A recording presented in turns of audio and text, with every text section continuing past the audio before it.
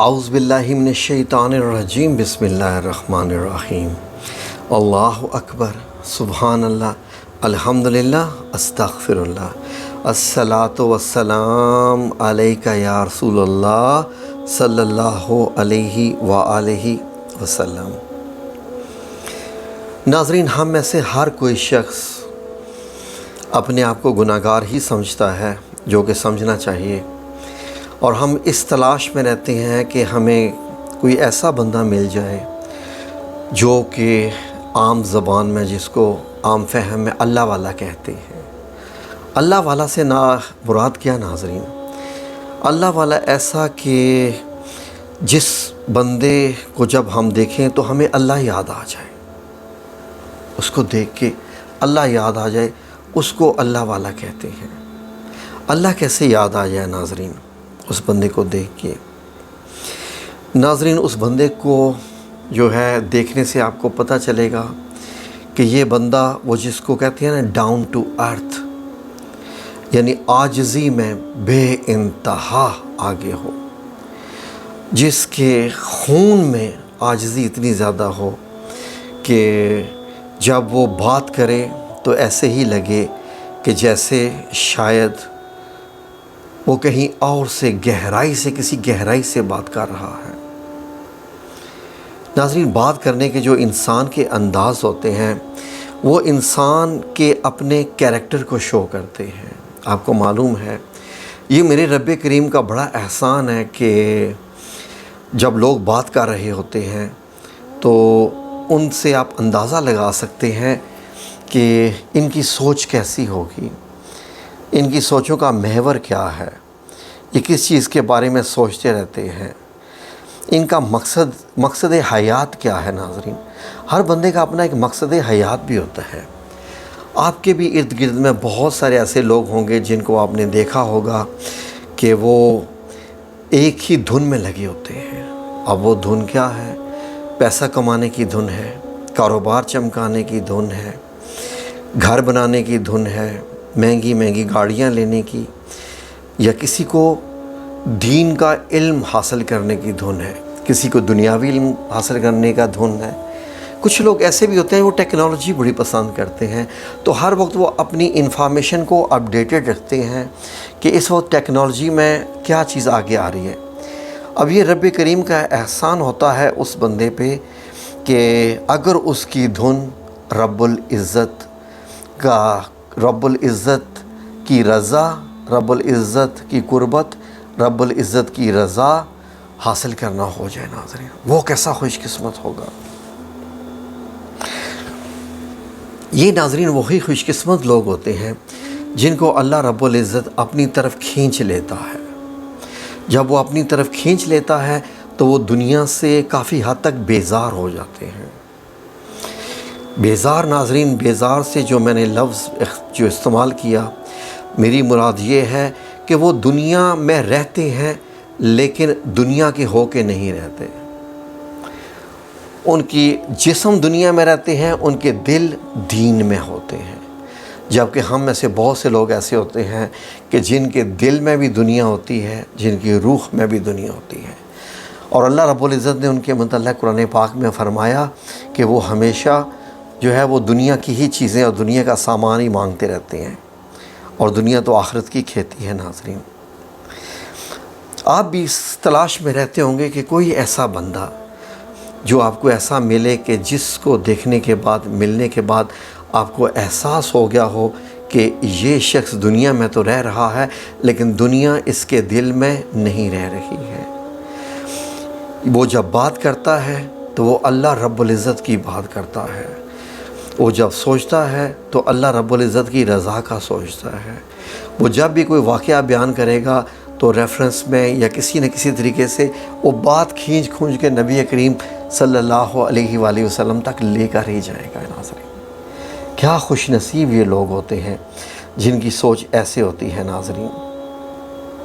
بڑے خوبصورت یہ لوگ ہوتے ہیں ناظرین، میں ان سے بڑے جیلس کرتا ہوں، میں ان سے بے انتہا کا جیلس کرتا ہوں۔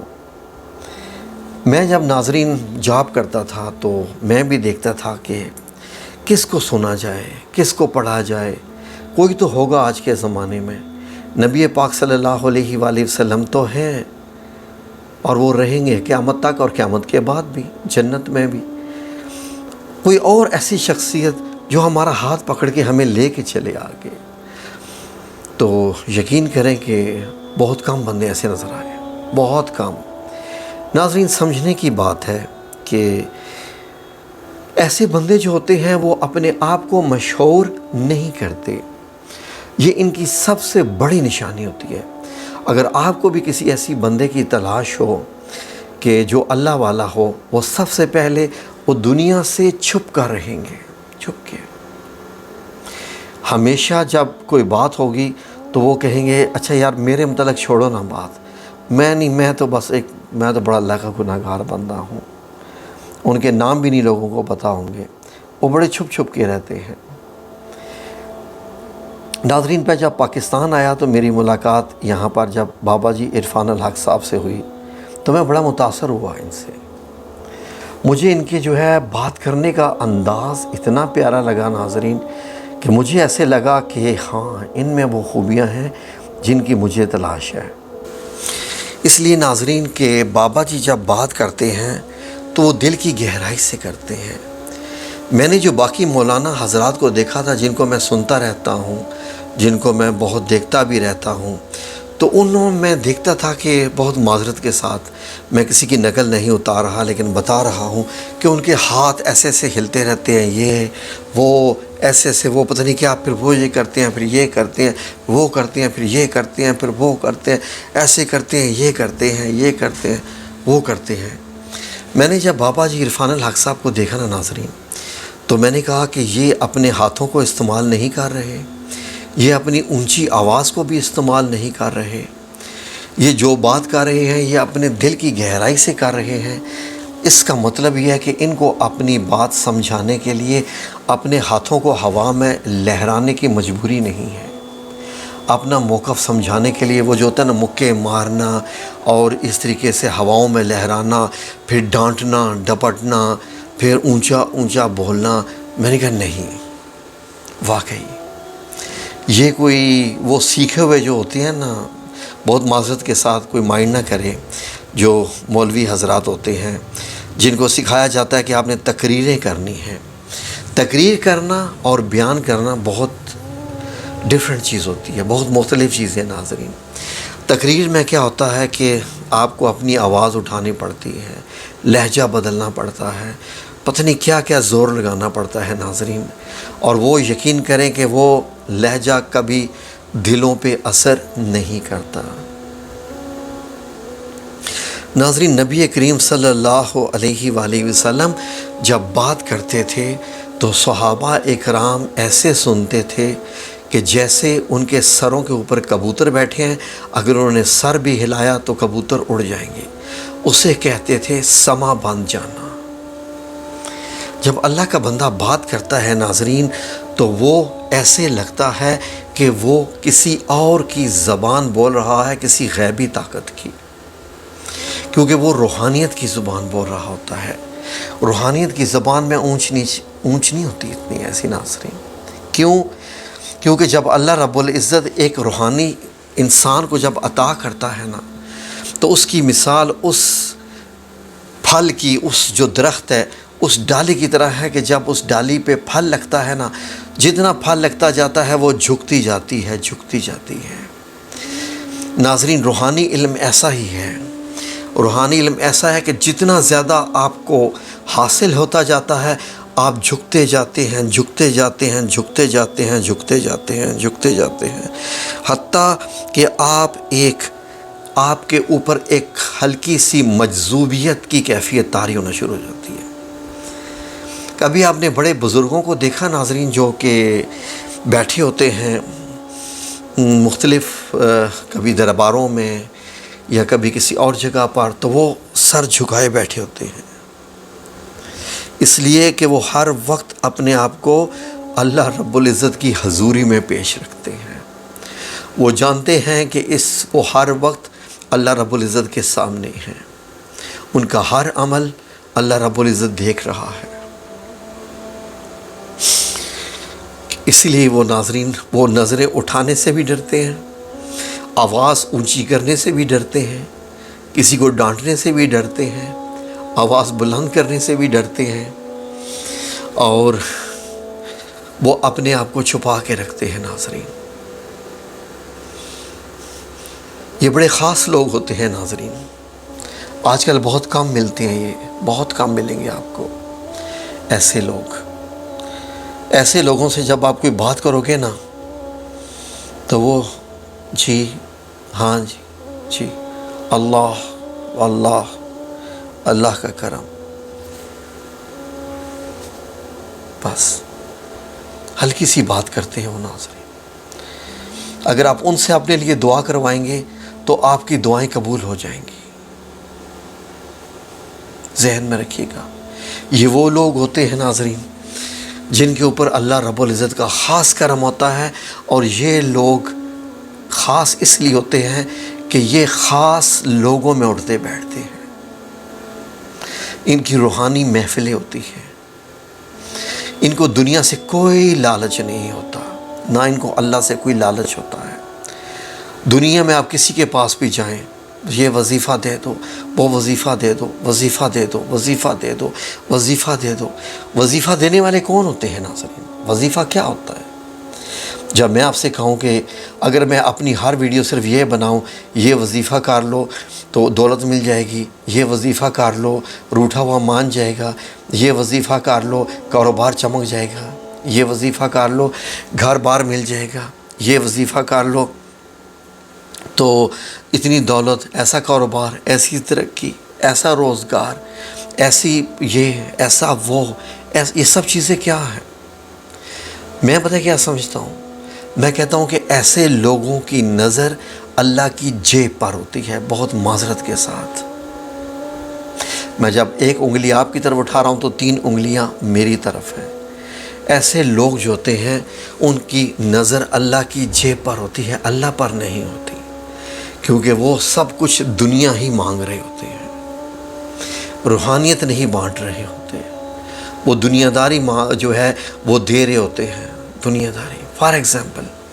آپ بھی ماں باپ ہیں، آپ کے بھی بچے ہیں، آپ ایک بات بتائیے،